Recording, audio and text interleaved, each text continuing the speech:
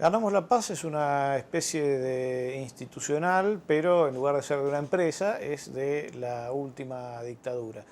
Es una suerte de reescritura de la historia argentina que entonces era reciente, entonces digo hasta el momento de la producción de la película, que debe ser aproximadamente 1977. En algún momento se menciona que ya está confirmada la Argentina como locación del Mundial de Fútbol del 78, así que podemos suponer que la producción es de ese año, aunque no hay una fecha en los títulos de la película. Institucional de la dictadura quiere decir que la dictadura ofrece su versión, la versión de la Junta Militar, de lo que había pasado en la historia política argentina desde la caída de Perón en el 55, el golpe de Estado que derroca a Perón en el 55, hasta el momento de realización del fin. Por supuesto, lo que van a ver en ella es el uso sistemático, recurrente de términos del lenguaje que la dictadura se ocupó de demonizar, como por ejemplo ideología. Es una palabra que ellos constantemente utilizaban con una connotación negativa. Y también van a ver que una serie de acontecimientos que todo el mundo sabe que han sucedido de determinada manera, ellos la describen de otra completamente distinta y perversa. Tiene un valor curioso la película, además de ser el testimonio de la retórica de esta gente, testimonio de primera mano, digamos, un testimonio directo, es decir, cómo se pensaba la dictadura del 76 a sí misma. Además de ese valor, está también el valor que tienen las imágenes de archivo que la película tiene, es decir, hay una cantidad de material que no está presente en muchos de los documentales que han reconstruido distintas facetas de esa época o de esos años. Es decir, en general en la Argentina siempre cuesta encontrar material de archivo, a todos los documentalistas les es difícil encontrar material de archivo porque no hay ninguna entidad nacional que lo haya conservado nunca, no ha habido nunca acá ninguna política de preservación, y entonces encontrar material de archivo como el que se ve en Ganamos la Paz, como el que se ve de Ezeiza, como el que se ve de El Cordobazo, por ejemplo, como el que se ve de muchos momentos que la película recorre, realmente le otorgan a este documental un valor accesorio. Pero sin duda lo más inquietante, digamos, lo más aterrador que tiene la película es esta mirada sobre la historia y la concepción de ellos en relación con el ser nacional, en relación con lo que ellos entendían que habían hecho, ¿verdad? Es notable cómo, de una manera psicológicamente muy perversa, le atribuyen a los otros los crímenes propios, ¿no? En algún momento se habla en la película de que en la Argentina previa al 76 se desconocían los derechos humanos, por ejemplo, y que, bueno, que a partir del 76 se infiere que no, que Argentina celebra la vida y la alegría y que todo está bien. En este sentido me parece que es una película que hay que ver y que permite además reflexionar profundamente sobre esos años.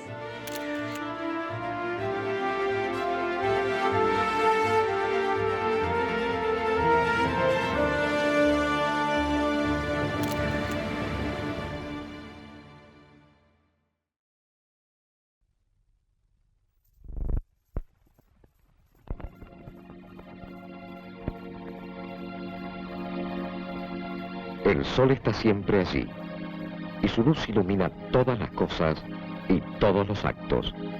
Hasta en las sombras más espesas llegan algunos de sus reflejos para aclararnos la realidad, como en todas las verdades que veremos, imágenes auténticas, hechos reales, captados por lentes inexorables.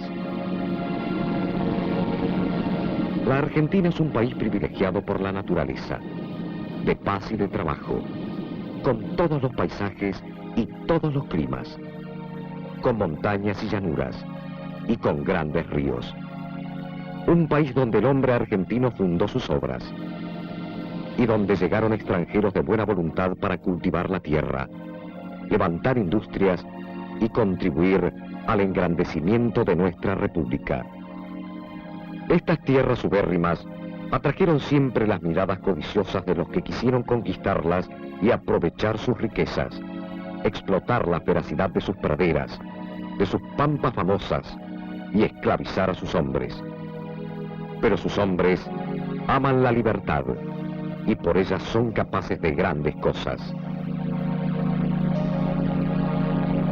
El hombre argentino gusta vivir la vida en medio de sus hermosos panoramas. En el trabajo, se asoma al mar y toma sus frutos.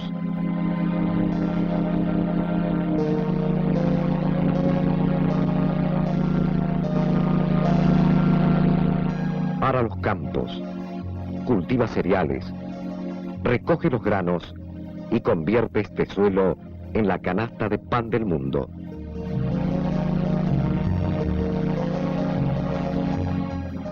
Tiene una producción diversificada, vinos de excelente calidad,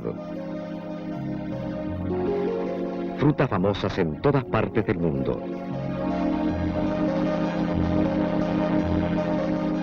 Y también esquila finos vellones de las ovejas que pueblan la Patagonia.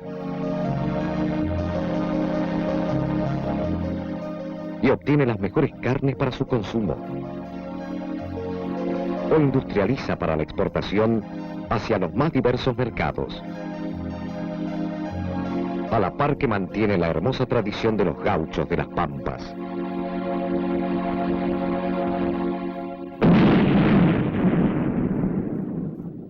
Un pueblo que horada su suelo para obtener los minerales que procesa en sus altos hornos, modernos y de gran capacidad de producción.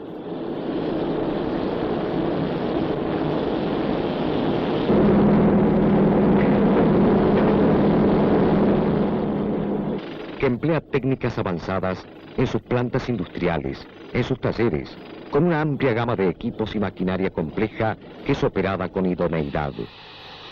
Con una tecnología que le permite procesar sus materias primas y obtener el combustible para cubrir sus necesidades vitales e incursionar en la búsqueda de otros insumos propios de la vida actual.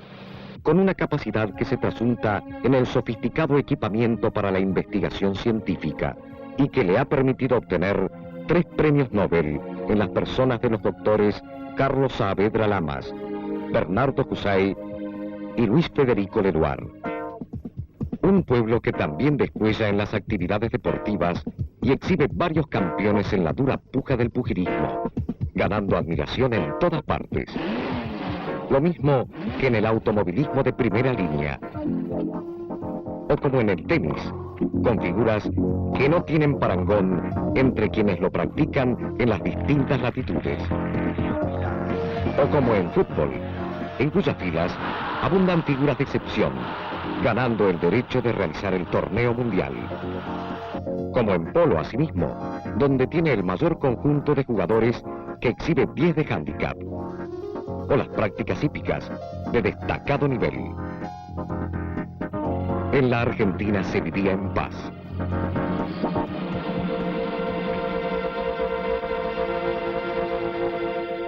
Pero en el mundo se expande el cáncer de la violencia ideológica. Contamina nuestra América y busca a la Argentina como blanco del terrorismo internacional. Agregar a las palabras del compañero Fedorenko. He said he only want to add to the words of the ambassador Fedorenko. Que no es que el embajador representando a la Unión Soviética esté de acuerdo con el discurso de Cuba, o con la posición de Cuba, sino que la posición de Cuba es la que está de acuerdo con la Unión Soviética, el primer país que construyó el socialismo en el mundo. Ese movimiento se infiltró en nuestra sociedad, sembró armas en América Pacífica, engañó a jóvenes y adultos, enseñó a matar. Así se asesinó, se copó aviones civiles y con frases hechas y arteros procederes confundieron las mentes. Lo hicieron quienes en Chile procuraron llegar por atajos siniestros a la conquista del poder. Los que enarbolaron sus rojos pendones. Los que burlaron a la democracia y la usaron solapadamente para entregar los pueblos al marxismo internacional. Los personeros de esa ideología hablan y generan la violencia y la muerte.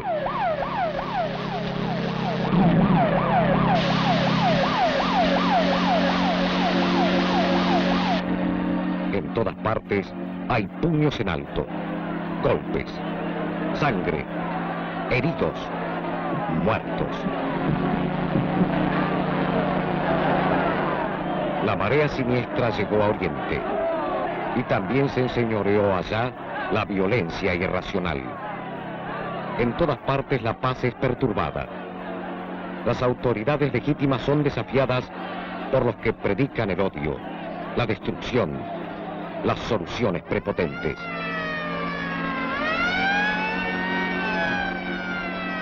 Los derechos humanos son desconocidos por quienes propenden al caos. Y lo más sagrado, la vida misma, es arrasada en aras de esas ideologías. Muertos, heridos, sangre. La prédica disolvente llega a la Argentina también. Siglas extrañas ensucian los muros, perturban las aulas, y hay rostros iracundos y puños. Así fue como estallaron disturbios en la Argentina con graves daños y muchas víctimas inocentes. Así fue como la calma se dio paso a las expresiones del odio, al golpe artero y a la sangre.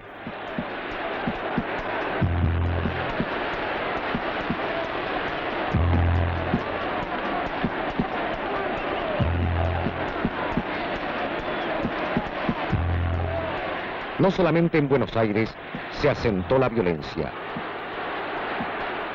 Otras ciudades del país sufrieron esa invasión siniestra. Rosario, Córdoba. Los terroristas ensayan allí sus métodos destructivos. Siempre el fuego, la pedrada, la bomba. Las barricadas del odio y las víctimas sangrantes.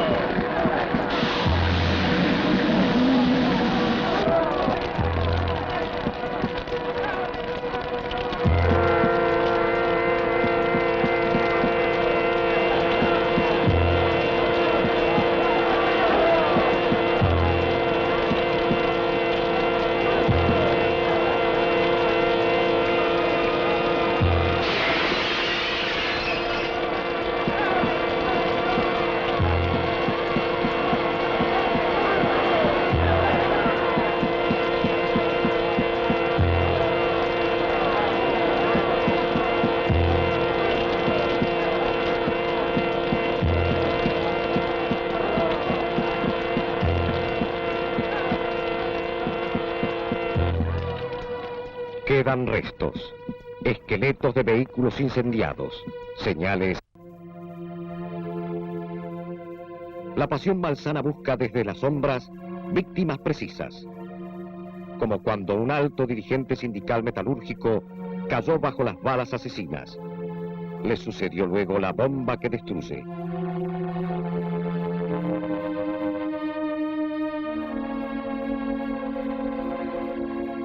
También fue secuestrado un expresidente de la nación.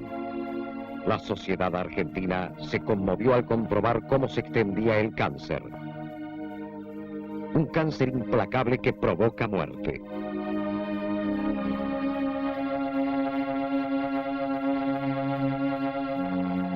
En un oscuro pueblito provinciano fueron descubiertos los restos lacerados del exmandatario asesinado.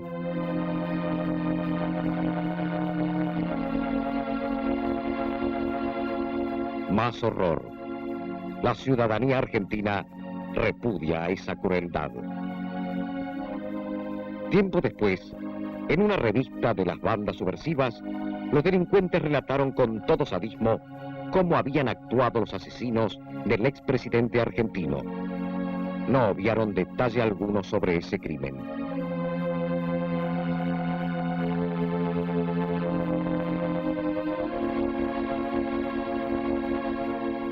Y sigue la serie sangrienta.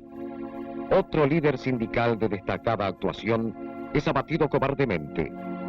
Víctima también de la violencia. Hijos y amigos lo lloran. esa violencia parecía no tener fin. Bombas, atentados de todo tipo, incendios intencionales. Son destruidos comercios para provocar pánico, tratar de imponer el terror y crear desabastecimiento. En definitiva, se busca el caos social, clima ideal para la subversión. Ante esa situación, ejecutivos de importantes empresas y funcionarios diplomáticos, inseguras sus vidas y sus familias, abandonan el país.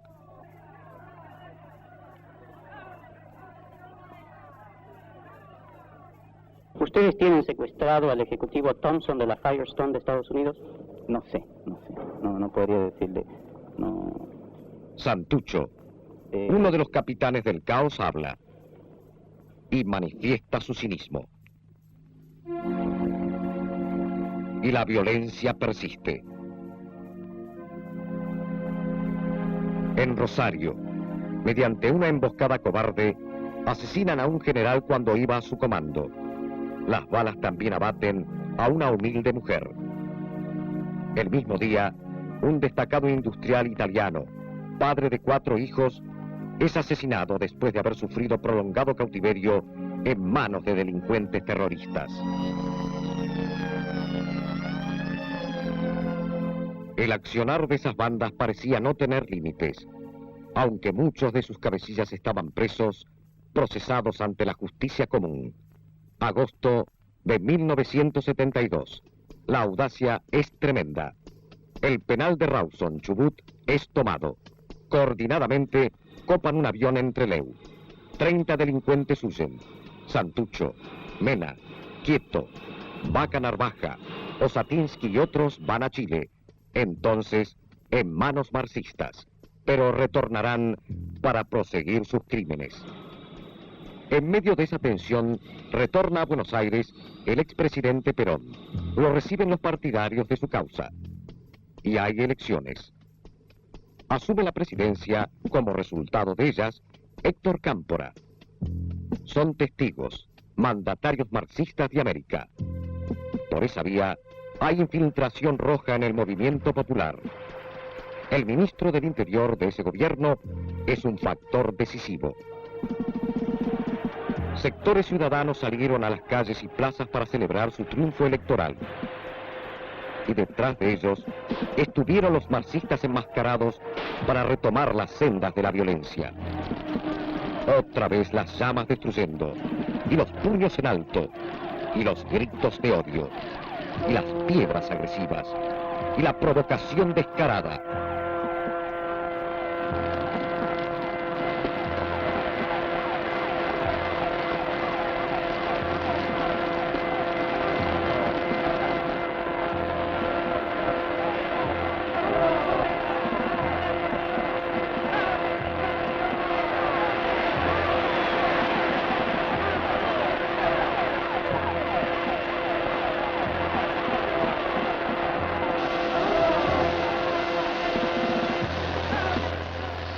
Y mientras las fuerzas del orden procuran evitar daños mayores, la Plaza de Mayo, recinto de los acontecimientos históricos argentinos, es invadida ese 25 de mayo de 1973 por carteles marxistas y puños en alto.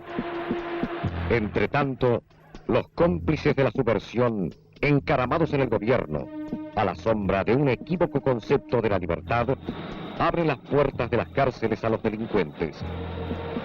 Retornan desde los penales del sur en aviones. ¿Acaso para sumarse a la paz? No. Vuelven en actitud violenta al robo y al asesinato. Dejan las rejas tras de sí y son recibidos como héroes por sus secuaces.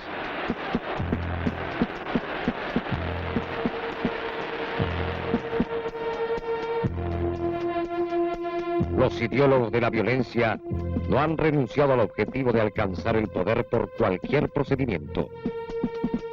Y penetran en las universidades y otros institutos de enseñanza para copar las mentes juveniles, torcer sus destinos y tratar de adueñarse de las futuras clases dirigentes del país.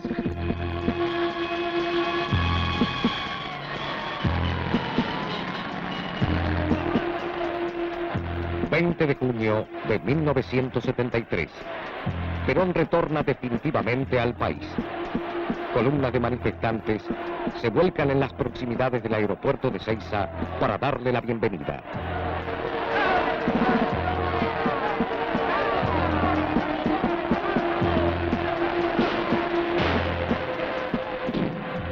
Pero la infiltración ideológica ha provocado una honda división en el movimiento. Mientras la masa permanece confiada a la espera de sus dirigentes, las bandas extremistas en busca de la propia hegemonía se enfrentan en una verdadera batalla campal. Estalla la violencia. Hay tiros, gritos iracundos. Hay víctimas y por sobre el ulular de las sirenas se oye el gemido de los heridos. Muchos huyen tratando de ponerse a salvo de los disparos. Otros, anónimos personeros del caos, empuñan armas de guerra y emplean tácticas propias de las guerrillas urbanas, evidenciando intenso adiestramiento.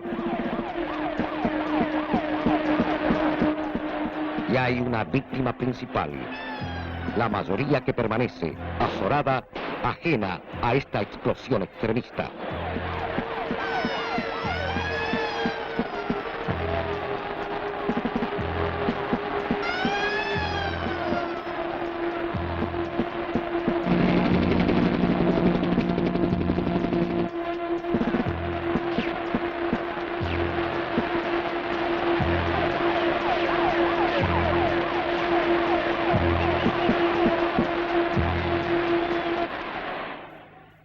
Todo eso fue excesivo. Renuncia Cámpora a la presidencia y se van sus secuaces marxistas. Y asume otra vez Perón tras nuevas elecciones. Recuerda otras épocas, otras circunstancias.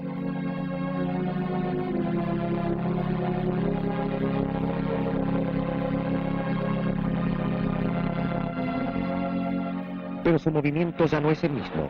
Está profundamente infiltrado por los elementos terroristas que lo han penetrado para aprovecharlo. Lo demuestran en sus actitudes y en sus manifestaciones. Puesto ante esa realidad, el presidente habla a la multitud y lo hace desde atrás de un cristal de seguridad que apenas permite apreciar su imagen. Las organizaciones terroristas se burlan del gobierno. Habían simulado apoyarlo.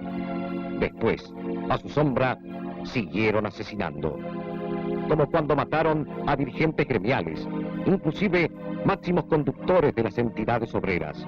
El estupor se generaliza entre el pueblo. Nadie se siente seguro.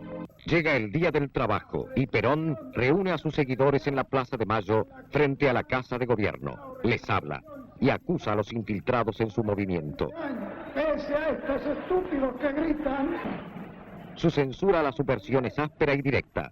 que han visto caer a sus dirigentes asesinados sin que haya todavía sonado el escarmiento.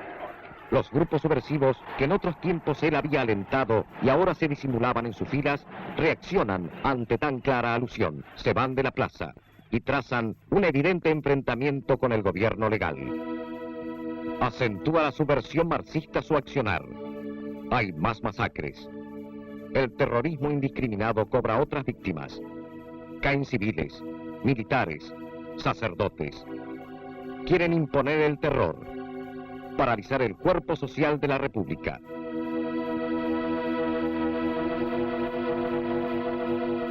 En ese clima, el 1 de julio de 1974, fallece el presidente Perón.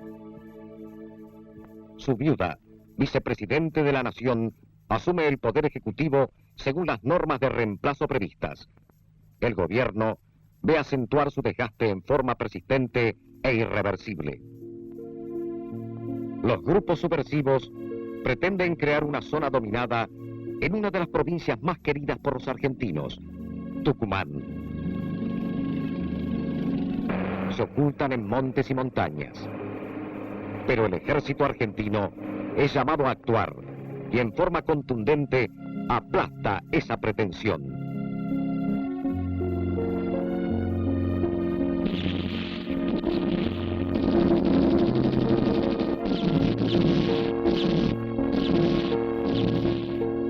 Entonces los delincuentes vuelven a la acción urbana y se afincan en las universidades. Detonan bombas y causan más daños y víctimas. Impotentes ya para intentar el copamiento territorial, después de la derrota en Tucumán, quieren destruir y amedrentar.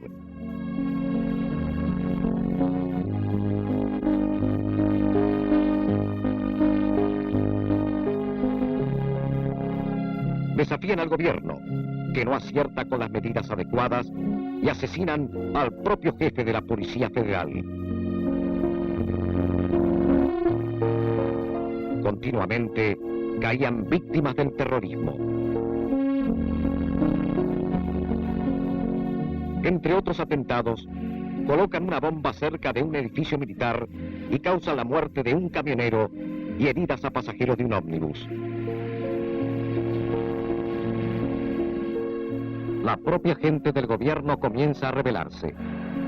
Las autoridades tambalean y se genera vacío de poder. Las Fuerzas Armadas adoptan severas medidas para evitar males mayores a la República.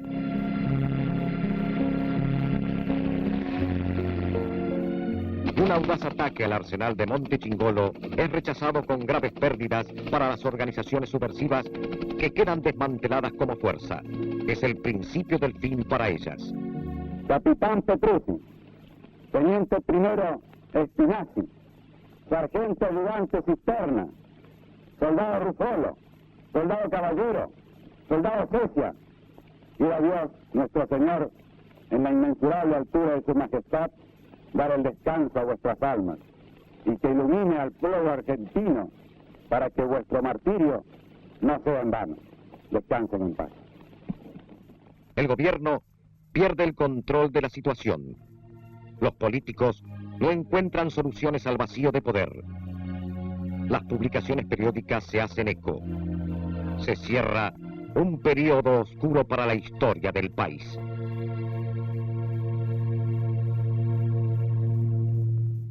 Las Fuerzas Armadas se ven en la obligación de asumir el poder y lo hacen el 24 de marzo de 1976 para preservar la integridad de la nación.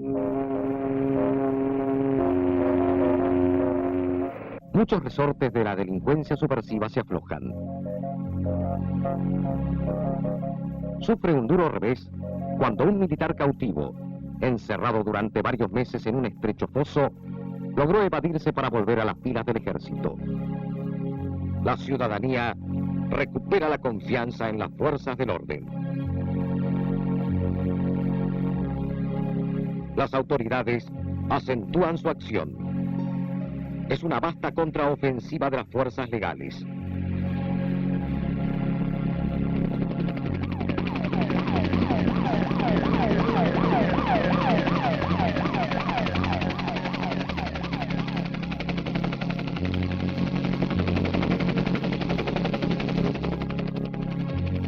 Muchos delincuentes son apresados.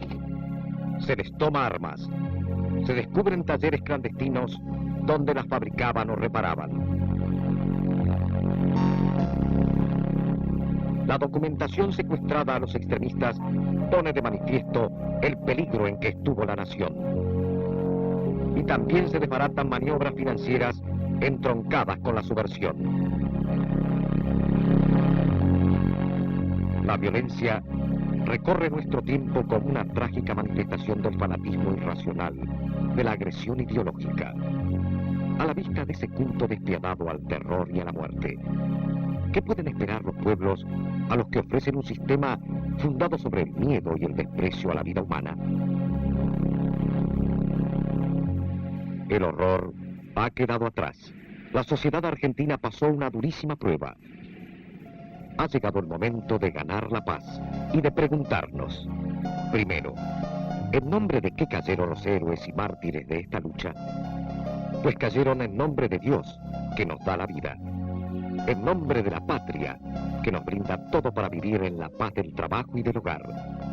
Y ha llegado el momento de preguntarnos también, ¿quiénes serán los destinatarios de esta victoria? ¿Serán los millones de argentinos que buscan una causa fundada en el amor, en la justicia y en la libertad. Una causa que, con la fuerza invencible de los ideales más nobles, triunfe sobre la violencia, los extremismos y el odio. Se habrá ganado así la paz para los argentinos. Se habrá contribuido a formular un mundo mejor. Y al dar gracias al Señor por esos logros, exaltando las imágenes de vida y de amor, podremos exclamar con énfasis: ganamos la paz.